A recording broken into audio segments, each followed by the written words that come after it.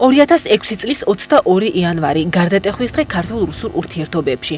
მოსდოქ თბილისის გაზსადენზე, რომლის მეშვეობით საქართველოში 20 წელზე მეტი შემოდიოდა რუსეთის გაზი, ტექნიკური გაუმართლობის გამო ორი აფეთქება მოხდა.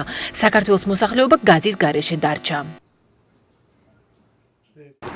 ხალხი ალაპარაკდა იმ ენერგეტიკულ ბერკეტებზე, რომლებსაც რუსეთი პოლიტიკურ ზეწოლისთვის იყენებს. ნამდვილად არ მოველოდი, თუ ეს მართლა ტერაქტი იყო. იმიტომ რომ არ გქონდა ასეთი ურთიერთობა, რომ ხალხი გაეწირათ. ვთმებოდი ღუმელთან გაზის, რომ უცებ გაითიშა. დავრჩით მშივრები, დავრჩით სიცივეში აკანკალებულები. ცოტა ხნის მერე გონს რომ მოვედი, ძველი ღუმელი დავდგი. რითაც ვყრიდი შიგ კარტონებს, ქაღალდებს და ასე გაჭირვებით და უიმედოდ ვიყავით. ქვეყნის ეკონომიკა პარალიზებული იყო. ყველა საწარმო, რომელიც მუშაობდა გაზზე, გაჩერდა. საქართველოში ამ აფეთქებებს ტერაქტის კვალიფიკაცია მიენიჭა. რუსეთში კი ის ტექნიკურ პრობლემებით ახსნეს. ეს ტერაქტი, რომელიც ჩრდილოეთ კავკასიაში განხორციელდა, ამით ჩაიჭრა მომარაგება, ანუ რუსეთს არ უნდა უბრალოდ ვინტილის გადაკეტვა, რაც ძალიან ცუდად იქნებოდა გაგებული და ამიტომ შექმნა ხელოვნური ფორს-მაჟორი.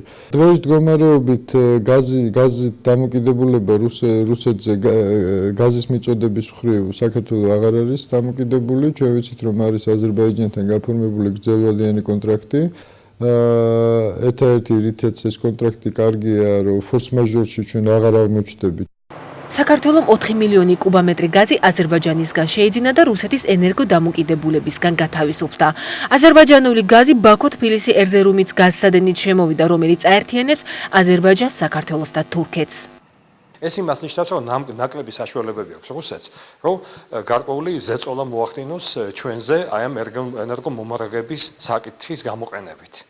მოგეხსენებათ რა რთულად დგას საერთოდ რუსეთთან ურთიერთობის საკითხი, მოუწესრიგებელია მთლიანად მთელი ესე იგი სპექტრი ურთიერთობების და აი ის რომ ჩვენ გვაქვს რაღაცა გარკვეული უპირატესობა იმით რომ არავად აი გაზის საკითხში მაინც დამოკიდებული რუსეთიდან მომარაგებაზე, ამას აქვს ძალიან დიდი მნიშვნელობა და მე მგონი ეს არ უნდა დავთმოთ ეს პოზიცია. ეს პოზიცია უნდა გამყარდეს პირიქით. დივერსიფიკაცია უნდა მოხდეს. დღეს საქართველოს ბუნებრივ აირს აზერბაიჯანიდან ყიდულობს და 1000 კუბამეტრისთვის $270 იხდის, როდესაც ევროპელები რუსულ გაზში იხდიან $420 1000 კუბამეტრზე. საქართველოს გამოცდილება შეიძლება გაკვეთილი გახდეს სხვა ქვეყნებისთვისაც, რომლების მიმართ რუსეთი ჯერაც იყენებს გაზს როგორც პოლიტიკური ზეწოლის ინსტრუმენტს. ბოლო მაგალითი რუსულ-უკრაინული გაზის ომი. იანვარში რუსეთმა უკრაინას მომარაგება შეუწყვეტა იმიტომ, რომ მან ვერ შეძლო იმ საფასურით გადახდა, რომელიც რუსეთმა დააწესა. საპასუხოდ უკრაინამ შეწყდა და რუსეთის გაზის ტრანზიტი რამოდენიმე ევროპულ სახელმწიფოში. ეს ომი უკრაინის მარცხით დამთავრდა. უკრაინამ სუბიექტური თუ ობიექტური მიზეზების გამო თავისი ავტორიტეტი, როგორც გამანაწილებელი ქვეყნის ავტორიტეტი, ასე თუ ისე დაკარგა იმის ცნობილი კონფლიქტის გამო, რომელიც რუსეთთან მოხდა. აქ უკვე ლაპარაკი არ არის იმაზე, ვინ იყოს მართალი, რუსეთი არის მართალი თუ უკრაინა არის მართალი. ევროპა გარკვეულად მნიშვნელოვან საკითხად წამოიწია ევროპაში ალტერნატიული ტრასების მოძებნის საკითხმა წამოიწია. ეს აქედან გამომდინარე ნაბუქოს პროექტი რასაკვირველია ევროპისთვისაც და ამერიკის შეერთებული შტატებისთვისაც საგანგებო მნიშვნელობის არის.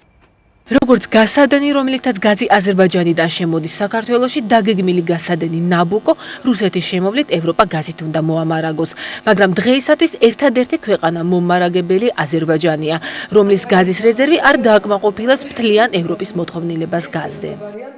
იმისთვის, რომ ეს პროექტი უფრო მიმზიდველი გახდეს და უფრო მყარი და უფრო მეტად სასურველი საფინანსო ინსტიტუტებისთვის, ვინც უნდა ჩადოს ამაში ფული, ვინც უნდა დააფინანსოს, სასურველი იქნებოდა, რომ კასპიური გაზის გარდა კიდევ სხვა, ასე ვთქვათ, მომწოდებლებთან ურთიერთობა იქნება ეს და უშუალოდ რაღაცა პერსპექტივაში ამ პროექტის გაგრძელება შუა აზიისკენ, თუ ირანის ჩართვა, თუ სპარსეთის ყურეს სხვა ქვეყნების ჩართვა. ამ ეტაპზე შეიძლება ითქვას, რომ აზერბაიჯანული გაზი იქნება მნიშვნელოვანი და ძირითადი კომპონენტი ჩემი ვარაუდით ნაბუკოს პროექტისა, თუმცა სასურველია, რომ ეს არ იყოს ერთადერთი. Набуко это сложный набор поставок, то есть иранского газа, египетского газа, газа из Багдада, в то же время газа из